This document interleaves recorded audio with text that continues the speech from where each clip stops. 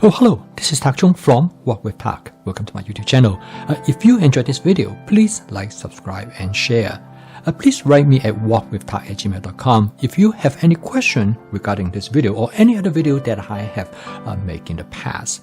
If you have any video that you would like me to make, please let me know. I'm looking forward to hearing from you. I really like it when people send me requests of a particular dish that they would like me to work out the recipe, something that they have eaten in a restaurant and they really enjoyed. Because I always feel that my fast cooking system will allow me to tackle such a task.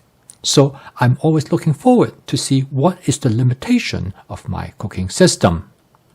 In this video, I would like to demonstrate to you how to cook a basil beef. Now, first of all, I must confess that I do not cook with basil much at all. Basil does not appeal to me, although I do like it, but I never seem to have a hankering for it. But it's definitely not the case for my wife. She loves basil. And for this reason, she actually have a basil plant in a pot in front of our house. But I did not use it very much.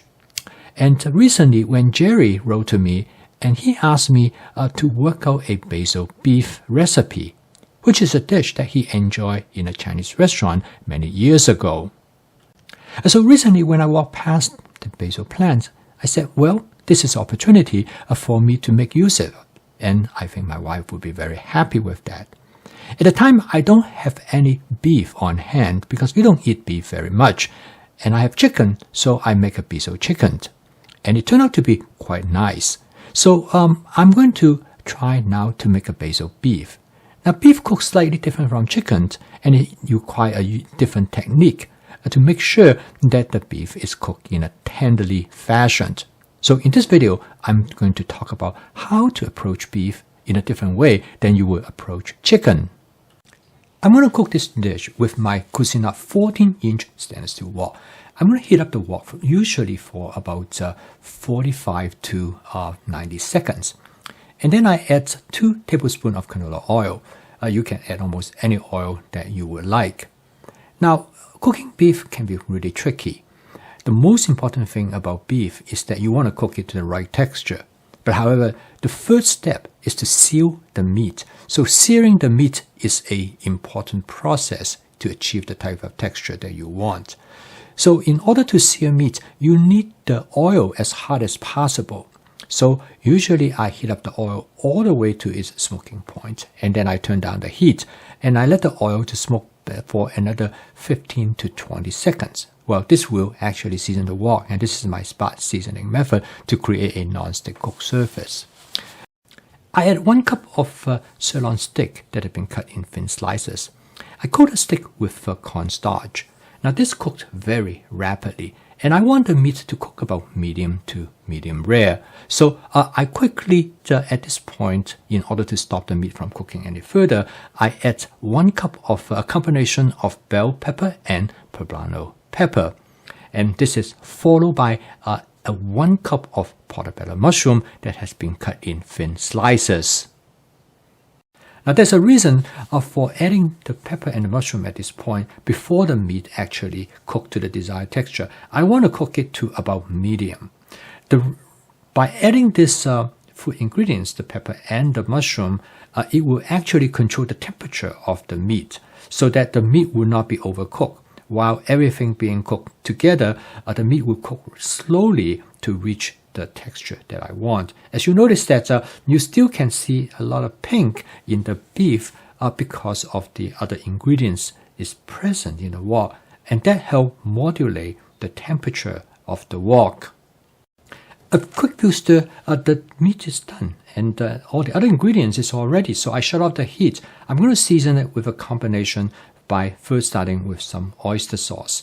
And then this is followed by some hoisin sauce. I use a ratio about 2 to 1. And this is kind of my initial seasoning. I'm going to make adjustments as I continue to cook. I'm going to add about 2 tablespoons of Shaoxing wine. I use a squeeze bottle. I add the wine directly to the area where the sauces or other food ingredient has burned and stuck to the surface of the wok. And then I use my wok spatula to scrape them off. This is my spot cleaning method. So I basically use the wine to clean the wok. I add about 15 to 20 basil leaves. Now the number of leaves you add will depend on how much you like basil. Since my wife loves basil, I add quite a few. Now you notice that I add the basil leaf right at the end. Basically what I'm doing is that I garnish the dish with basil leaf.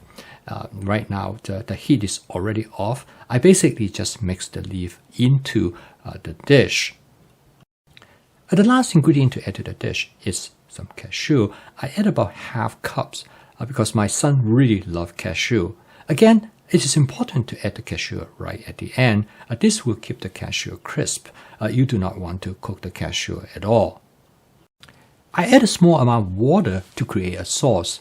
Again, it depends on how much sauce that you need and how thick the sauce you would like it to be. For some people, a sauce is important.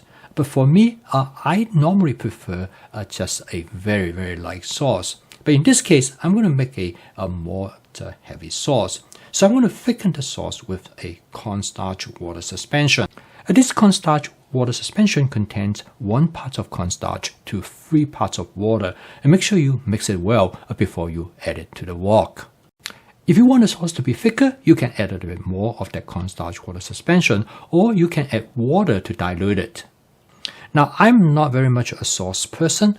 I usually like to have a very light sauce. The final step is to make sure the flavor exactly how you like it. After I did a quick taste test, I decided I would like the dish a bit saltier and also more savory. So I add about additional half tablespoon of oyster sauce. I call this flavor chasing. It is important that you constantly monitor the flavor of your dish.